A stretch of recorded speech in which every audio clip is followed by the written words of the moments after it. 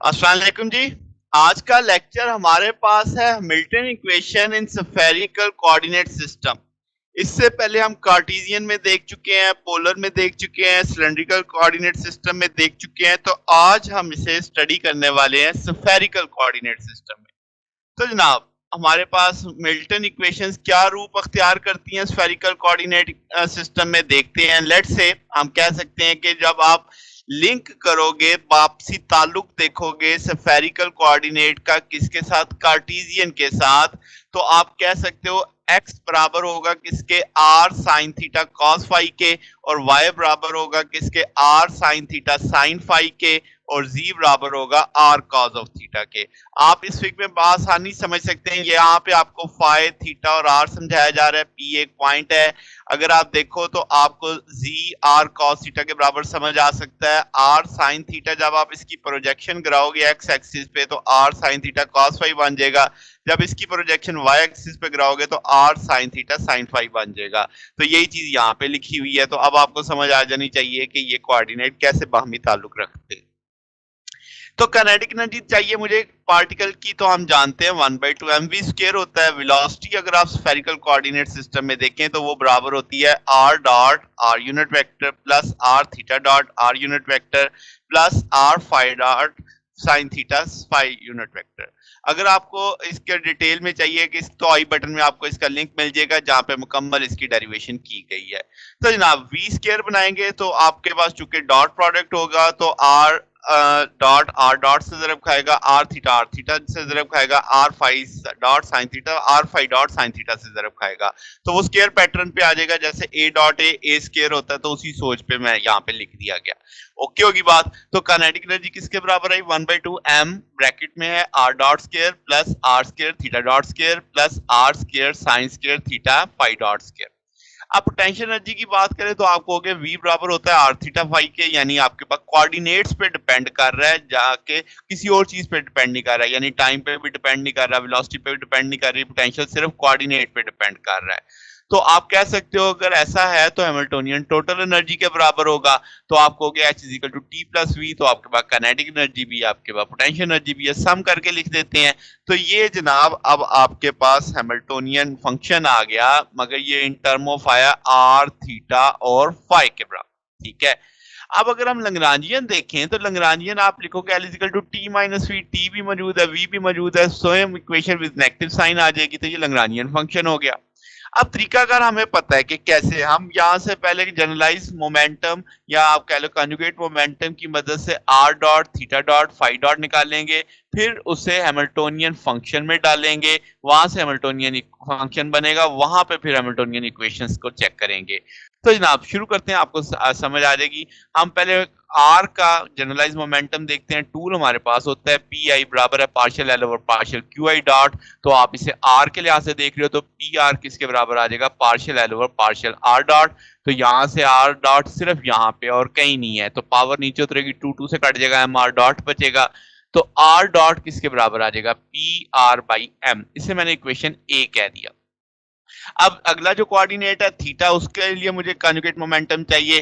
तो अब आप कह सकते हो इसी टूल के लिहाज से P theta partial L over partial theta dot. तो ऊपर एल वाले में थीटा डॉट कहाँ है, सिर्फ यहाँ पे थीटा डॉट नजर आ रहा है और कहीं नहीं है, पावर नीचे उतरेगी। तो m are square theta dot बाकी बचेगा, सिर्फ मुझे थीटा डॉट चाहिए, तो P theta over M R square आ जाएगा। इसे मैंने इक्वेशन बी कह दिया। अब अगली चीज है फाई। तो इसी टूल के लिहाज से हम पी फाई बराबर लिख सकते हैं partial L over partial phi dot. यहाँ से आपके पास टूल में यहाँ पे सिर्फ फाई डॉट अवेलेबल है, पावर इसी तरीके से फाई डॉट की भी नीचे उतरेगी, टू टू से कट जाएगा, एम अंदर जरब खा जाएगा, तो आप लिखोगे M R square phi dot sine square theta और फाई डॉट की वैल्यू सिर्फ आ जाएगी P phi M R square sine square theta. तो ये इक्वेशन सी बन गई।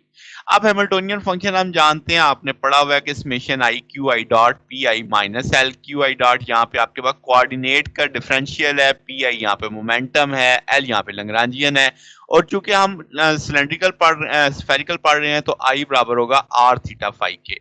तो मैं इस समेशन को ओपन करता हूं, पहले आर के लिहाज से, फिर फाई के लिहाज, थीटा के लिहाज से, फिर फाई के लिहाज से। तो देखो आर डॉट पी आर आ जाएगा, फिर थीटा डॉट पी थीटा आ जाएगा, फिर फाई डॉट पी थीटा आ जाएगा, और लैग्रांजियन फंक्शन तो मुझे सारा मालूम है, तो वो वैल्यू मैंने यहाँ पे प्लेस कर दी। अब हमने क्या करना है कि जहां पे R dot theta dot phi dot R है उसकी वैल्यूज प्लेस कर देनी है। तो वो एबीसी तीन इक्वेशन मुझे मालूम है, उसकी वैल्यूज मैं प्लेस कर देता हूँ। आर डॉट की वैल्यू लगा दी, थीटा डॉट की लगा दी, फाई डॉट की लगा दी, इसी तरह इस ब्रैकेट के अंदर भी सिंपल सा हल करना है। स्क्वायर ओपन करके ये माइनस में आ जाएंगे सारे, फिर ये सारे पॉजिटिव में होंगे, इसमें से इसको माइनस करेंगे तो रिमेनिंग फैक्टर ये आ जाएगा आपका। इक्वेशन 3 बन गई, दैट इज हैमिल्टोनियन फंक्शन, जो कि स्फेरिकल कोऑर्डिनेट के लिए बन चुका है। अब जनाब हम जानते हैं कि आपके पास जो हैमिल्टोनियन इक्वेशन ऑफ मोशंस होती हैं वो क्या है, Q I dot partial H over partial P I, और पी आई डॉट बराबर है किसके, minus partial H over partial Q I. तो अब मैंने इसको देखना है आर के लिहाज से। तो अब आपके पास फंक्शन मौजूद है, तो वो जनाब अब आप करने वाले हैं कि इस फंक्शन को पहले लिखेंगे एच के लिहाज से, आर क्या है, तो क्यू आई डॉट को हम लिखेंगे आर डॉट। तो आर डॉट किसके बराबर आ जाएगा, partial H over partial P R. तो अब मैंने जब partial over partial P R लिखा, एच की वैल्यू प्लेस कर दी, तो पी आर सिर्फ मुझे यहाँ पे दिखाई दे रहा है, तो इसका ना सिर्फ इस फैक्टर का डिफरेंशियल करेंगे, पावर नीचे उतर आएगी तो वो टू टू से कट जाएगा, पी आर बाई एम बचेगा आपके पास। फिर अगली चीज है पी आई डॉट बराबर है minus partial H over partial Q I. तो इसी सोच पे अब आर के लिहाज से कैसे लिखेंगे, पी आर बराबर होगा minus partial H over partial R. मैंने माइनस पार्शियल और पार्शियल आर लिखा, एच की वैल्यू प्लेस की। अब आर मुझे यहाँ पे दिखाई दे रहा है, यहाँ पे दिखाई दे रहा है, यहाँ पे दिखाई दे रहा है, इसके अंदर तीन फैक्टरों का डिफरेंशियल लेना पड़ेगा।